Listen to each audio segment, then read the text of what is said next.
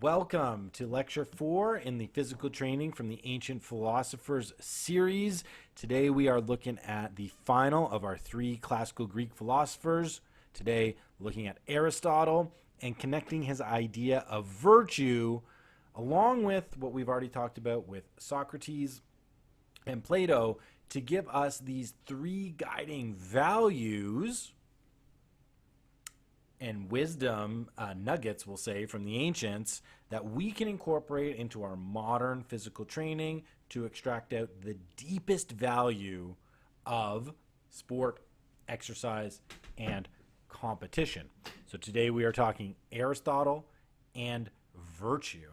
And if you have not gotten a chance to listen to 1, 2, 3, go back, take a quick little listen. These are 20-minute lectures, and you can catch right back on up to where we are right now in lecture 4. All right.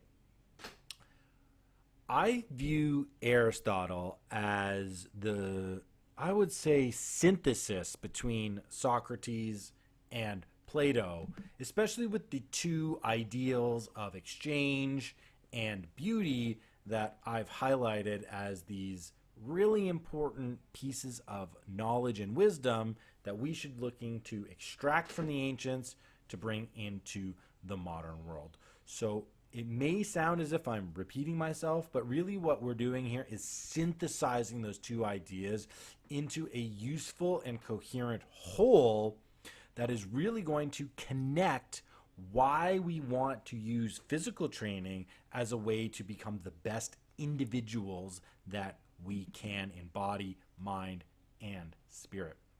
So when we are talking about Aristotle, we are talking about virtue ethics.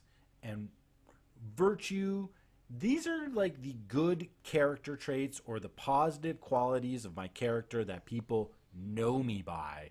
So it's not like I act this way one time and then automatically and all of a sudden I'm known by this. It's what I do consistently, day in, day out, week in, week out, month in, month out, year after year after year. It's who I am. And it's not just like good things that are a part of us, but bad things. So we have virtues on one hand, we have vices on the other. The vices are the bad qualities, the virtues, these are the positive traits of your character. And what's really intriguing to notice is that oftentimes the virtue and the vice might actually be similar, but may just be applied differently. So to give you an example, one of my virtues or good character traits is my intelligence or my ability to deal with abstract ideas confidently, fluently, and coherently. But that also becomes a vice when I get trapped in the world of ideas and we're swirling and cycling around in the mind, but we're not actually doing anything. We're not actually doing anything in the world. So one of the ways you might have heard this is like paralysis by analysis. So you overthink and you just don't do anything. So thinking on one hand can be powerful, but it can also be powerfully prohibitive. So vices and virtues are a little bit more intimately connected than what most of us generally want to think.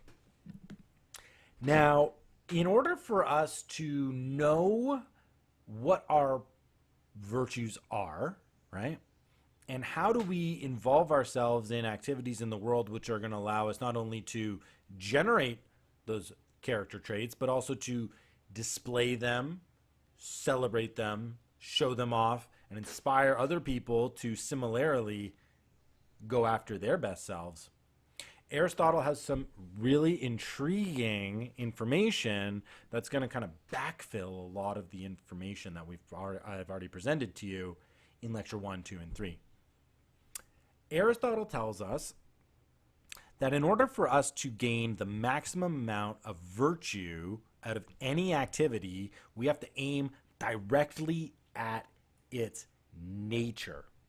So that's a little bit of Socrates in terms of the exchange, of the dialect, of the dialogue. If we want to understand the nature of things, we have to be open and willing to pursue the truth, right? So when talking about sport, what is sport? And if we want to utilize it for its greatest purpose, we've got to aim our participation in it, our study of it, our experience with it directly to that nature.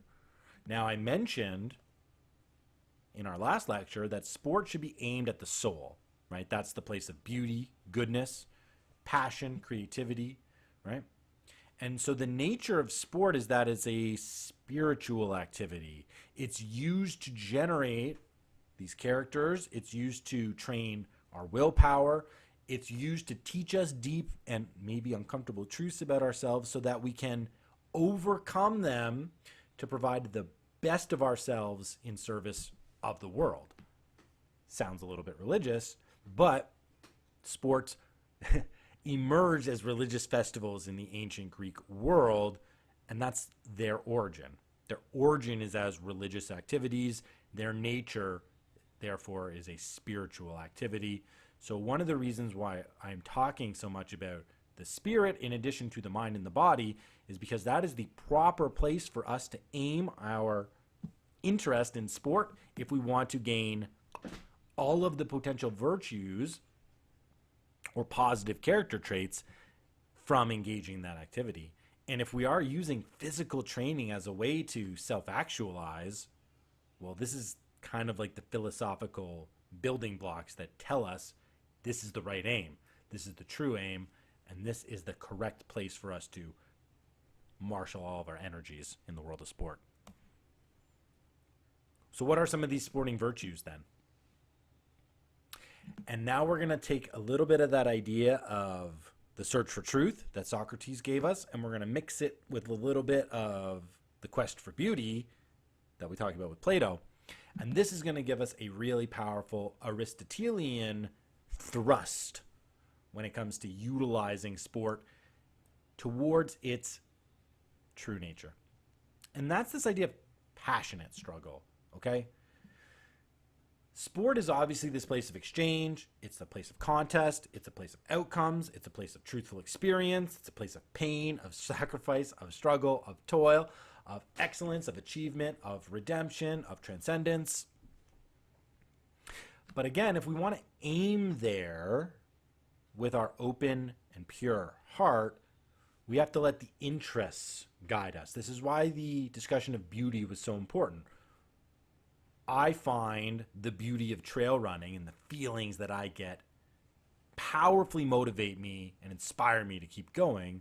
Somebody else might feel that same sensation surfing a big wave, or maybe drawing back the arrow, letting it fly.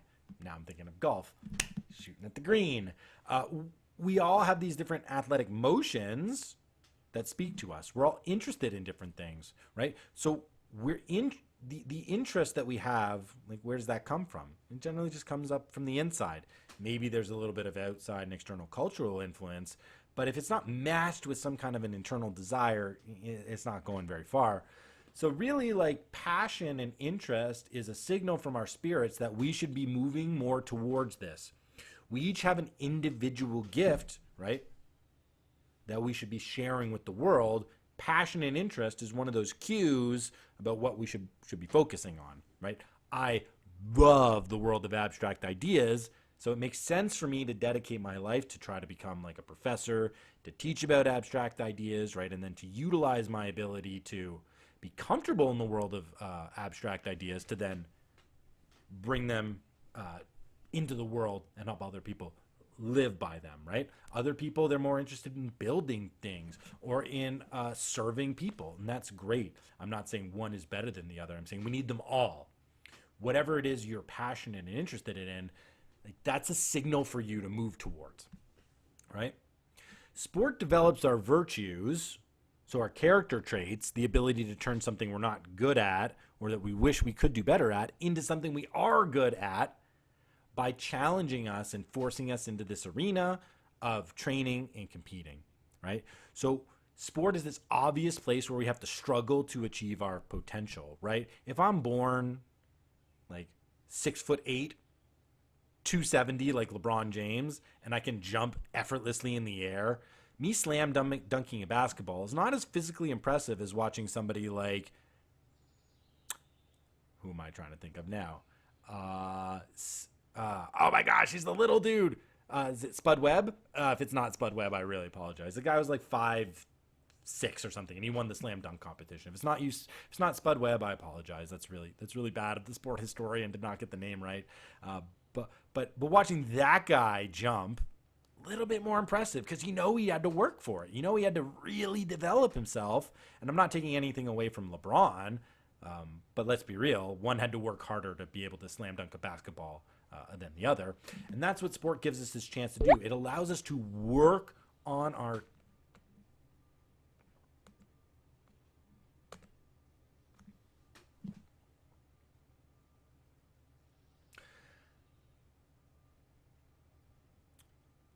And that's what sport allows us to do. It really allows us to develop virtue by forcing us to struggle against the parts of ourselves that we may not be so good at, or that we definitely need to improve in order to become better, right? So something like discipline, time management, motivation, communication, courage, honesty, perseverance, resiliency.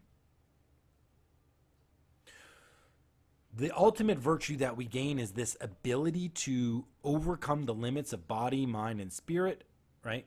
To generate virtue, right? Sport allows us to look back and think, how did I ever achieve that? Like, I'm somebody who does ultra marathons. How are you able to run 50 kilometers, 50 miles, 100 miles? How are you able to, if you're in like the powerlifting world, how are you able to lift 400 pounds, 500 pounds, 600 pounds up off the ground, right? When we aim at the nature of the activity, so when we aim sports at our spirits, and we do it with internal motivation, love, the desire to do it just because we want to do it, like that artistic expression we talked about last time,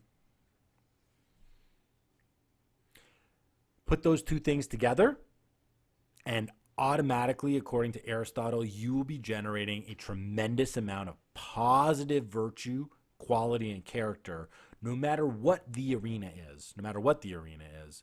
But when thinking about embodiment, the union of body, mind, and spirit, is there a better activity than sport? I don't believe so. One of the things that alerts us to a spiritual desire is this idea of perfection, that the spirit aims at perfection. In the craft or artist example that I talked about last lecture, why do you want to hone the skill of something that you're not a professional in, that you're not getting paid at? Well, it's because you just want to do a great job. You want it to be perfect. Watch a child playing and watch how diligently they will focus their attention to make sure that every tiny little detail of whatever game it is that they're playing has to be exactly to their specification, because play involves the spirit, and the spirit demands perfection for its own sake, right? Excellence. But just like with Socrates, just like with Plato, and just like with Aristotle, it's got to come from this open heart. It's got to come from a place of love. It's got to come from a place where I'm doing it just because I desire to do it.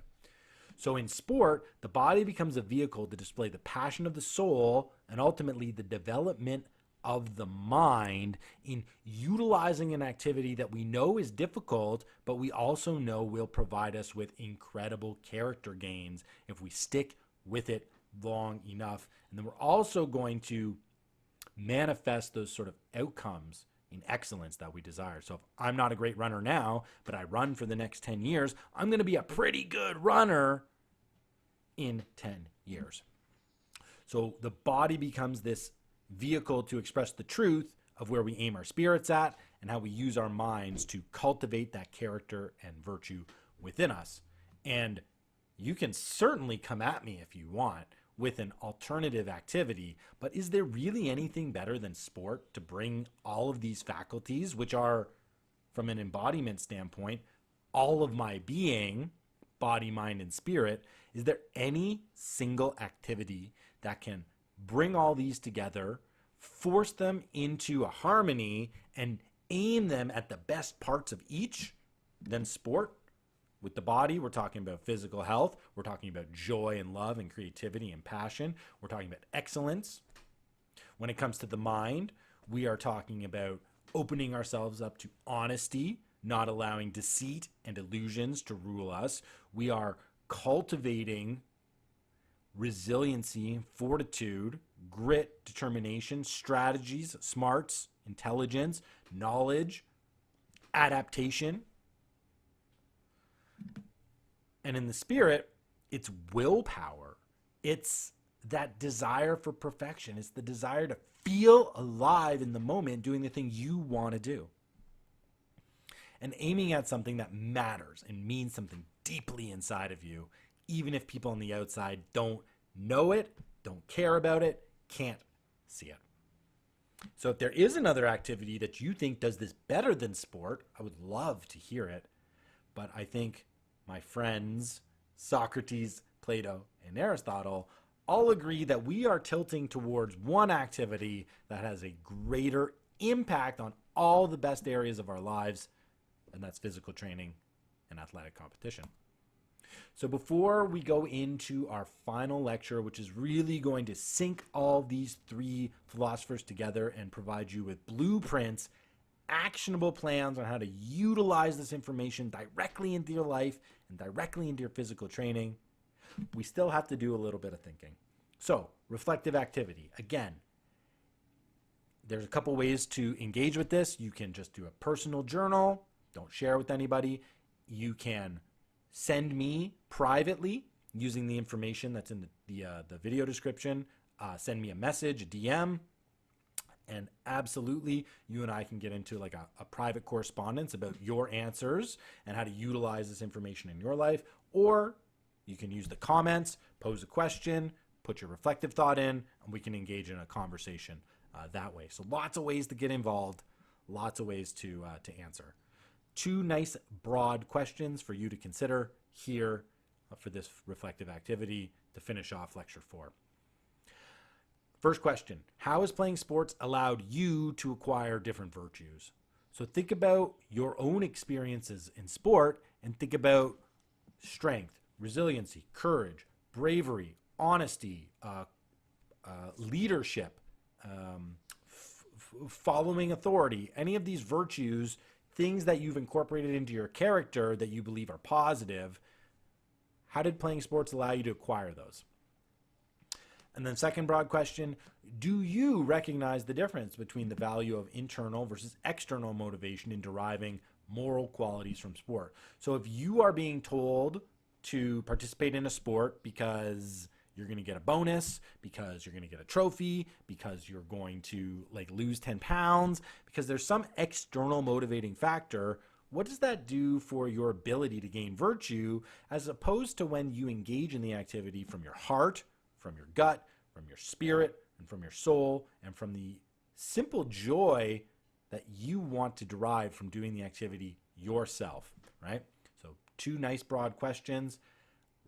Aristotle is the person that, from my experience and my vantage and my opinion, best exemplifies and reflects the ways in which we can best utilize sport and physical training in our lives.